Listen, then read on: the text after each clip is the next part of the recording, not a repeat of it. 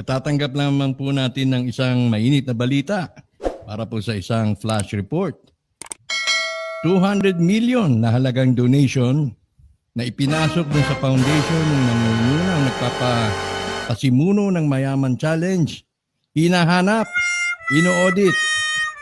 Nasaan daw yung 200 million na ipinasok, nilagak doon sa foundation na yon, ipinasok sa PNB account ng tao na yon, pero mukhang 20 million lang ang naipamigay at yung 200 million o out of 200 million na i-donate. Umasa doon sa Mayaman Challenge na yan ay tila paniwala ng taong yun ay ibinulsa nung nagpapasimuno ng Mayaman Challenge. Ang isang biktima, isa pong inchik. Yan po ang nakarating sa aking balita. At ngayon imbis na bigas ang ipamigay, nauwi na lamang po sa kalabasa. Yan po ang sakit ng taong yan. Manghihingi, magcha-challenge, papasok doon sa kanyang foundation. Kapag binigyan mo ng 10 milyon, 2 milyon lang ang gagamitin, 1 milyon ang gagamitin at ibubulsa na ang sobra. Ngayon, ito na po ang pumutok na balita. Isang inchik, isang Chinese, nagtiwala, kumasa sa kanyang panawagang Mayaman Challenge, nagbigay ng 200 million pesos base sa isang reliable source. Hindi po ito basta-basta pipitsuging source lamang po. 200 million pesos, napakalaking halaga. Pero kanyang tinansya, 20 milyones lang ang naipamigay at yung 180 million pesos binulsa. Kaya po ngayon, siya po ay sumasailalim sa matinding audit dahil namumuro na ang taong ito. Babala, sabi po nung biktima, wag po tayong magpadala sa modus ng taong ito. Although na marami na pong balita, no? Marami na pong nagbabash dito sa taong ito na ito nga ay isang scammer. At tayo naman po ay nilubayan natin siya dahil ang ating concern lamang ay yung kanyang pangalan. Pero ngayon, dumaing po dito sa ating himpilan yung Chinese na yan na nabiktima ng worth 200 million. Hindi naman po sana bale kung yung 200 million ibinigay niya ay naibigay ng buo. Kahit sabihin na lang natin na 10% itinago niya para sa kanyang residual, para sa kanyang effort, ay hindi na masakit yun. Kung 90% ng 200 million na yun ay naipamahagi. Kaya yan po ang balita hinggil po dyan sa Mayaman Challenge na yan. So far, ang nakarating sa ating sumbong, 200 million pesos. Inilagak mo sa kanyang foundation. Sa PNB account niya, i-deposit. Pero sa base sa mga movement, base sa mga ipinamigay, siguro wala pang 20 million ang naipamahaging bigas. So, for that matter, yan po ang ating balita. Abangan po ninyo para po sa mga karagdagang balita kung meron pang mga pasabog tulad nito. Kaya mag-iingat po, huwag po kayong padadala dyan sa kanyang mga modus hinggil sa Mayaman Challenge na yan. Muli, ito ang inyong lingkod, Anton Israel. Nag-iwan po sa lahat ng isang magandang gabi.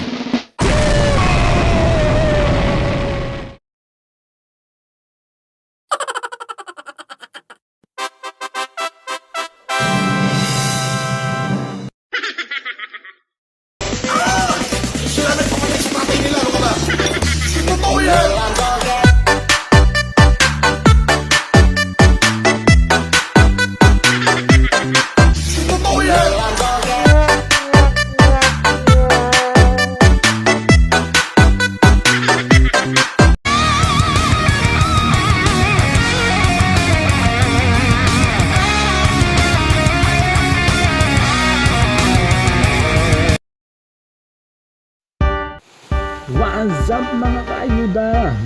Maraming salamat pong muli sa pagtutok ninyo sa ating segment Norman Mangusin, the Budol King.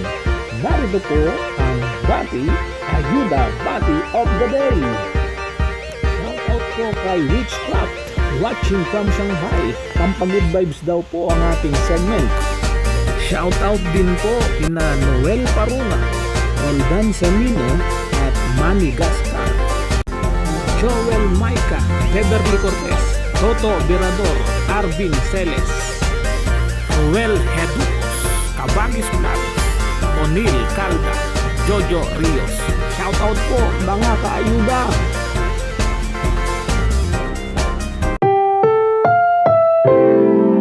Ang programang ito ay rated SPG. Striktong patnubay at gabay ng magulang ang kailangan. Maaaring may masiselang tema, lengguwahe, karahasan, sexual, horror o droga na hindi angkop sa mga bata.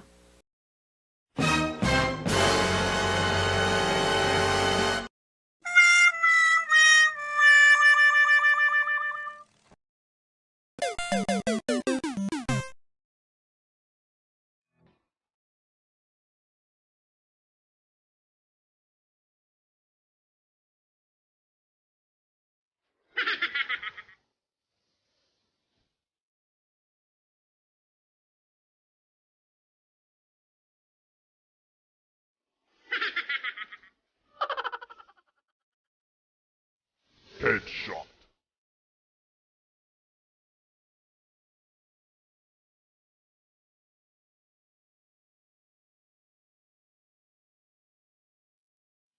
At saka eto reward ko. Yung fake account na basher, makakapagturo na siya yon. May 100,000. Yan. Isang basher, 100,000. Oh, yan. Isang basher na nagtatago sa fake account, magre-reward ako.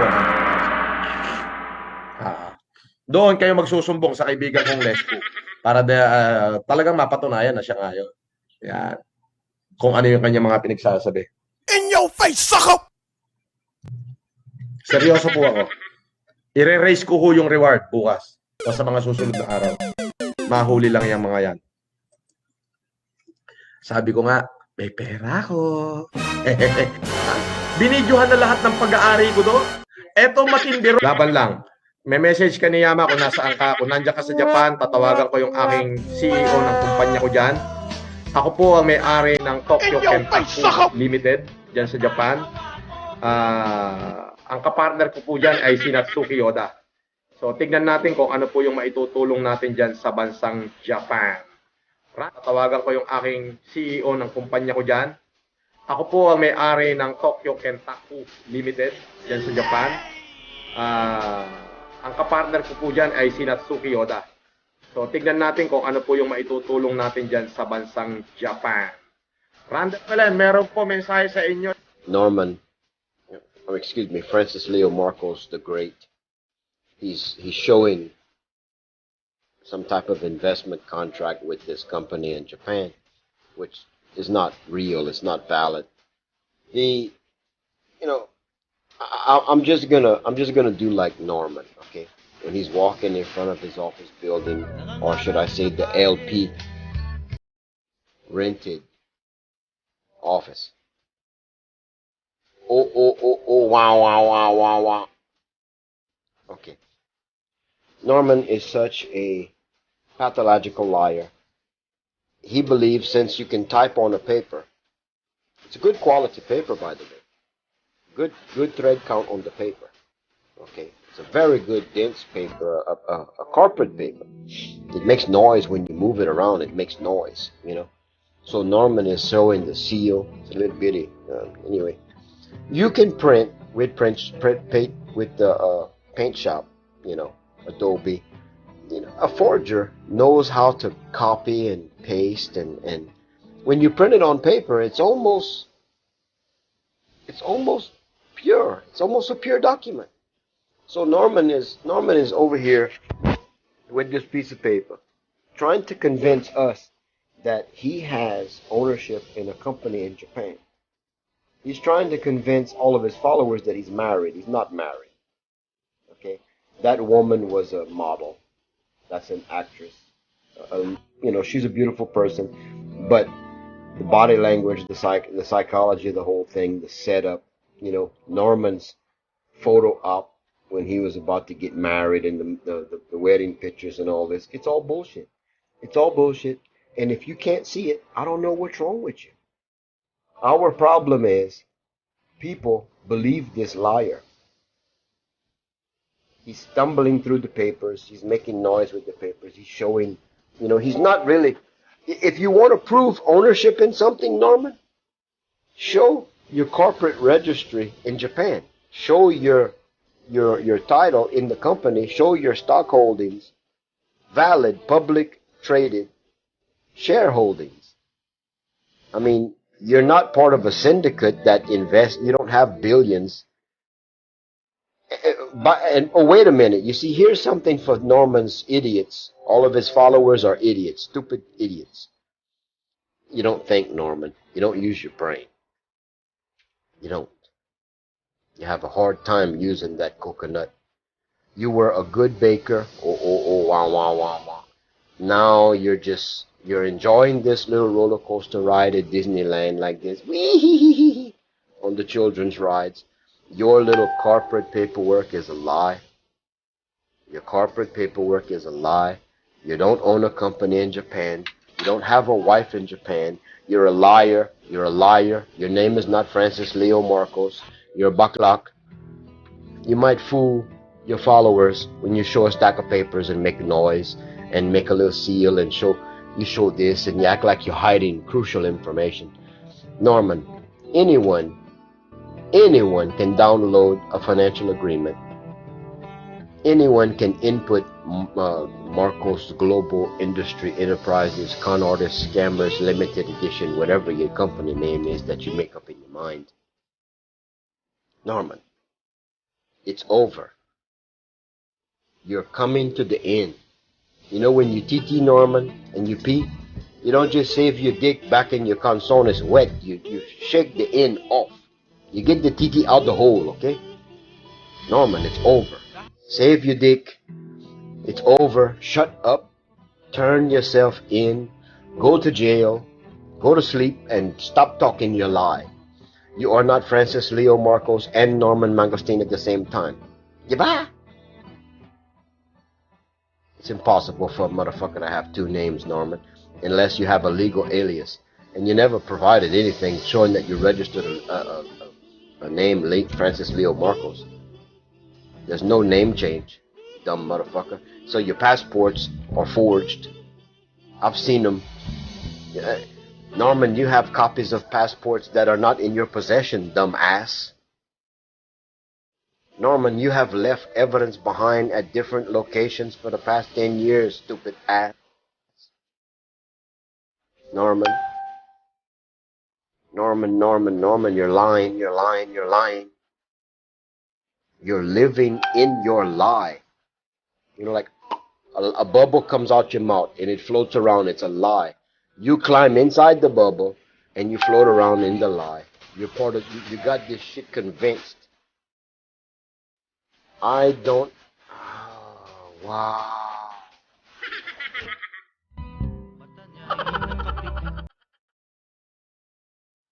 In your face, sucker!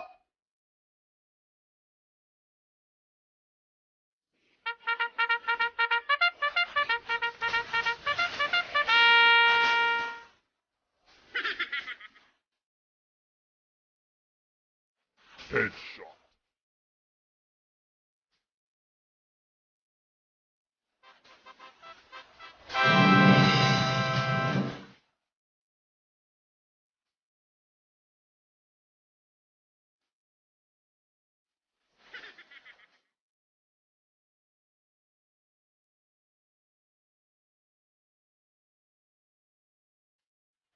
Ah.